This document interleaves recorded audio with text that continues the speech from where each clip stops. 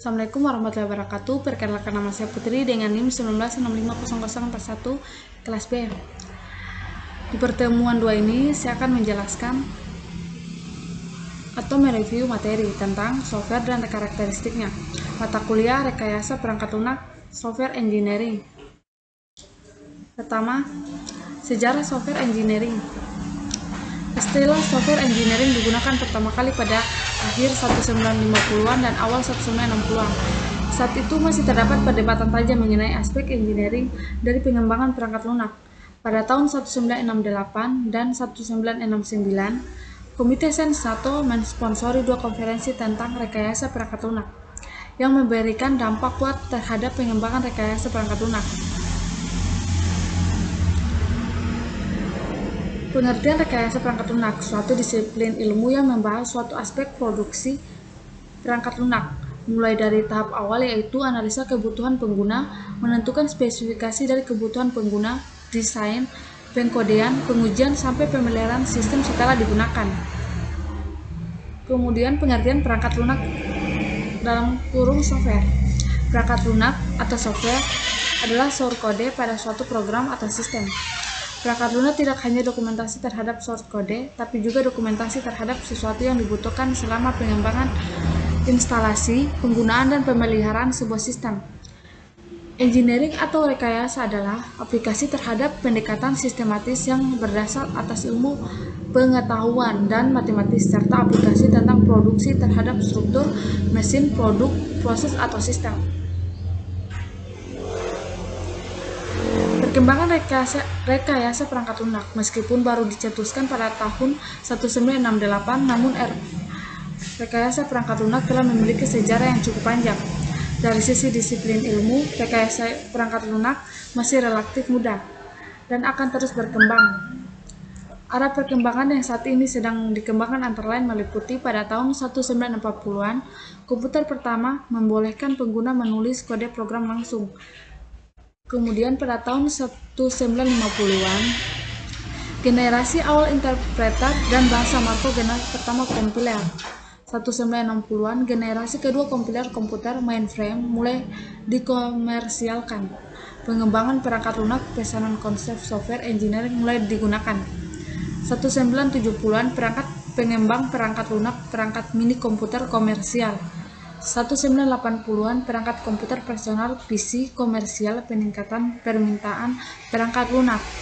1990-an, pemrograman berorientasi objek OOP, Angel Process, dan Extreme Programming.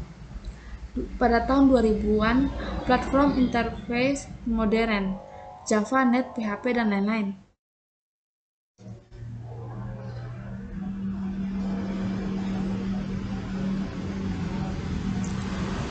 Ruang lingkup rekayasa perangkat lunak dalam kurung software engineering.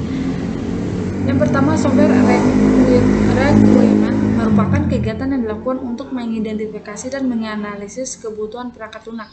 Hasil akhir tahapan ini adalah spesifikasi dan model perangkat lunak. Kedua, software design adalah tahapan perangkat arsitektur, komponen, antarmuka, dan karakteristik lain dari perangkat lunak. Software construction berhubungan dengan detail pengembangan perangkat lunak, termasuk algoritma, pengkodean, pengujian, dan pencarian kesalahan.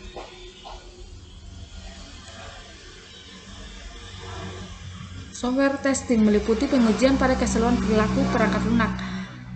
Software maintenance mencakup upaya-upaya perawatan ketika perangkat lunak telah dioperasikan.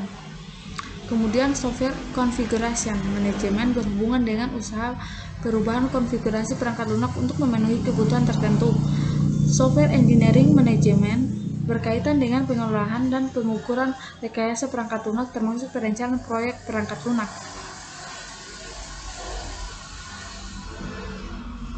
Software engineering tools dan methods mencakup kajian teoritis tentang alat bantu dan metode rekayasa perangkat lunak. Kemudian lanjut, software engineering proses berhubungan dengan definisi, implementasi pengukuran, pengolahan, perubahan, dan perbaikan proses rekayasa perangkat lunak. Software quality menitik beratkan pada kualitas daur hidup perangkat lunak.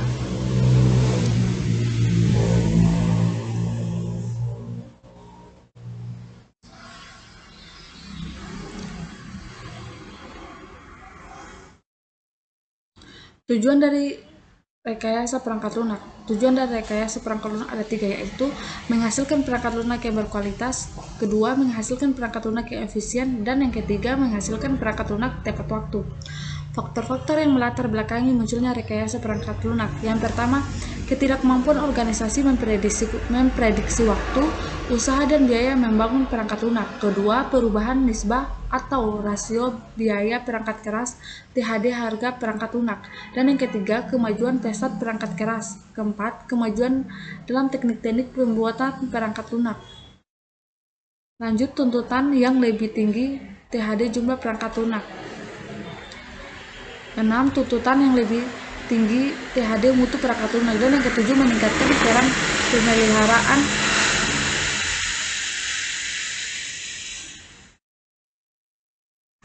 rekayasa perangkat lunak dan disiplin ilmu. Hubungan berkaitan rekayasa perangkat lunak dengan ilmu lain dapat dilihat pada gambar di bawah ini. Bidang yang pertama, bidang ilmu manajemen meliputi akuntansi, finansial, pemasaran, manajemen operasi, ekonomi, analisis kuantitatif, manajemen sumber daya manusia, kebijakan, dan strategis bisnis. Kemudian yang kedua, bidang ilmu matematika meliputi aljabar linear, kalkulus, peluang, statistik, analisis numerik, dan matematika diskrit.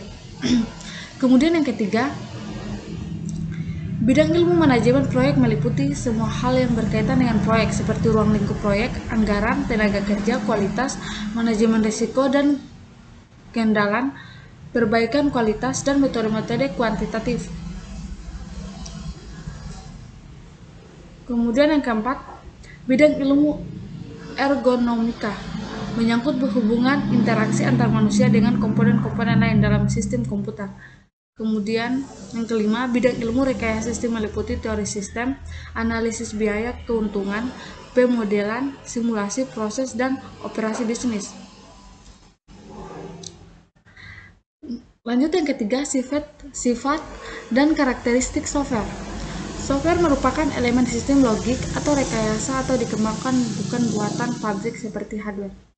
Tipe-tipe software. Yang pertama, sistem software. Sekumpulan program yang ditulis untuk melayani atau menunjang program lainnya seperti kompiler, editor, utility, sistem operasi, driver, dan proses telekomunikasi. Kemudian yang kedua, application software.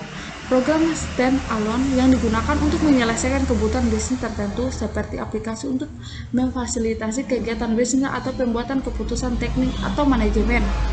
Kemudian yang ketiga, engineering and sensitive software. Software yang dicirikan dengan algoritma numerik, aplikasinya berkisar dari astronomi sampai vulkanologi, analisis otomatis sampai dinamika orbit ruang angkasa. Kemudian yang keempat, embed software. Software yang disimpan dalam memori tetap RAM, read-only memory, digunakan untuk mengontrol fungsi sebuah produk. Lanjut, product line software. Software yang dirancang untuk menyediakan kemampuan khusus yang dapat digunakan untuk banyak user yang berbeda. Lanjut, web application. Software yang berpusat pada jaringan. Software ini menyajikan informasi berupa teks dan atau grafik. Kemudian artikel intelligence software.